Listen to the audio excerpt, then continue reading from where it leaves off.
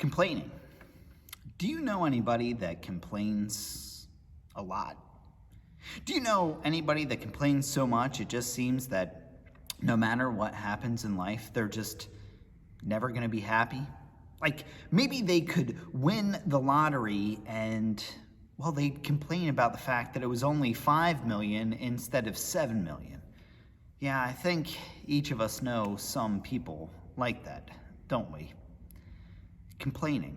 It's something that, well, it's in our culture all the time, isn't it? We as humans, we complain a lot. It reminds me of the story of a monk. A monk went into a monastery to get away and really to be able to become very reflective.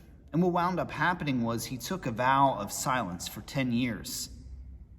And once that 10-year period was up, the individual who was leading things at the monastery looked at the monk and said, "Do you have any wise words for us?"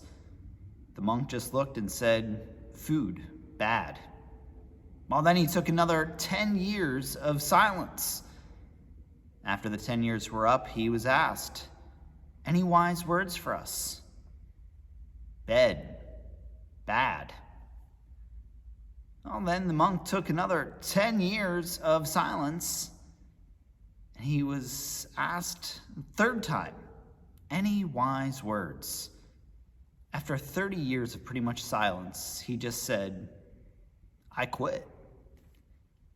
Oh, the individual looked at the monk and said, "Well, I'm not surprised because the only things that you've had to say since being here is bad things and negative things." Complaining. Well, friends, as I explained in the children's chat, it's all about choices. It's all about decisions. Sometimes we have to evaluate life where we're at and decide, well, will we make the best of it? Will we find gratitude in the midst of our circumstances? After all, Jesus does have some wise words for us in which Jesus uses the parable or a story tossed alongside something with meaning, with purpose, with a lesson, a principle, something that we should learn, something we should begin to understand. Well, this whole parable of the vineyards, this parable is set into place because a rich man comes to Jesus and asks, "How do I get into heaven?" And what Jesus basically says is sell everything that you have and live a life of, well, service to others and give everything you have away.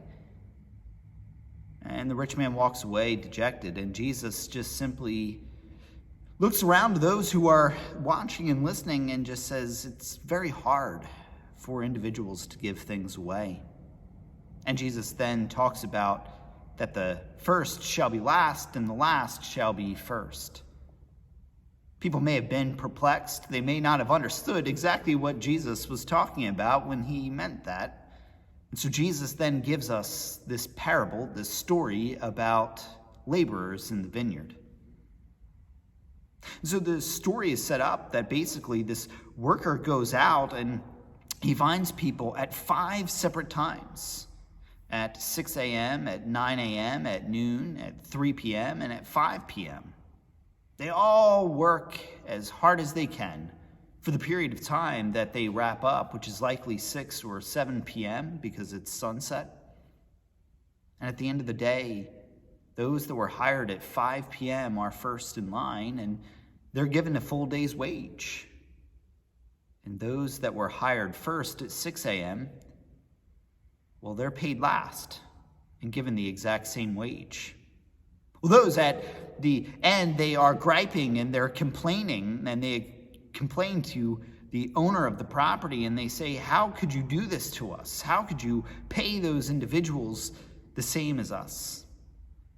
And the owner of the land just looks and says, basically, "What right do you have to complain about my generosity?" And that's the parable of the vineyards. But there's a couple of things that I want to highlight in here for us that's important for us to understand. So back in Bible times, people had great trades. And so sometimes what would happen is laborers would go into the square, the common square, and they would wait for people to hire them on basically one-day contracts or for a set period of time contracts, and a price would be agreed to. And oftentimes it was a denarii, which is, well, a common day's wage, which is what they were given during this particular passage. But for the laborers, they had the fear of unemployment all the time. And they were constantly living from pay period to pay period, which is day to day, and that one piece, that one denarii, that wasn't always necessarily enough to feed a family. Being a day laborer was hard in Bible times. In fact, it still is hard today, isn't it? But back in Bible times, there would be people who owned different pieces of property that would go into the town that would seek after these individuals to be able to try to help them, because they knew that there were skilled people that were waiting there to be able to, well, work for the day. So as we move along in this passage, we see that, well, complaining can be dangerous, can it? Now, I'm not talking about the fact that you have a bad day and you want to vent your frustration. All of us have bad days, don't we? Everybody, even the biggest optimist, will have a bad day. It happens. But one of the things that Jesus highlights in this passage is you may have a bad day. But what is your life like? Is your life filled with gratitude, or is your life filled with complaining? See, the problem is when you have a life that's filled with complaining, it can ultimately be a reflection on your theology or belief of God. See, God is a good God. God is a giving God. God, well, when we complain, it's a matter of not understanding and realizing some of the stuff that we've already been given. For many of us, we have our health. We have the blessing of relationships around us. There are things that we can indeed be thankful for each and every single day, even in the midst of challenging times. But when we live a life of complaining, now friends, all we're doing is we're neglecting the good things that God has given to us. And so Jesus just gives us a word of caution that, well, take time, be thankful. Have an attitude of gratitude. We would be wise to do that. It's important to also understand that Jesus is talking about God's generosity here. That God is a God that is generous with grace. That if you listen to the parable, those in the end of the day and the beginning of the workday, they all received something. That God's grace is there for each and every single one of us. It doesn't matter at what point in life we come to realize that God's grace is there for us, but that God's grace is indeed there and waiting for us. In the Methodist Church, it's something that we call Prevenient Grace. It's this grace that goes before, this grace that is there waiting for us. It's God reaching out to us. It's John 3:16 grace, that God loved us so much that God sent Jesus for us so we could be in relationship with God. But Jesus also talks about and spends time talking about what the landowner says. In the translation, and I'll read it for you. It says, "Are you so envious because I am so generous?" Jesus uses the word envy when we get jealous of other people getting good things. Friends, we're designed to be in community with each other. We're designed to celebrate with each other. Sometimes in our human side, what winds up happening is, well, we have a hard time celebrating when good things happen to other people. And what I mean by that is we think of the wrong things that they've done and say, how can someone who's done something like that get something good in their life? That should have happened to me. Friends, God is a good and gracious God. God is a God that likes grace. And that's a good thing. It's why we celebrate communion as a reminder that God is a gracious God.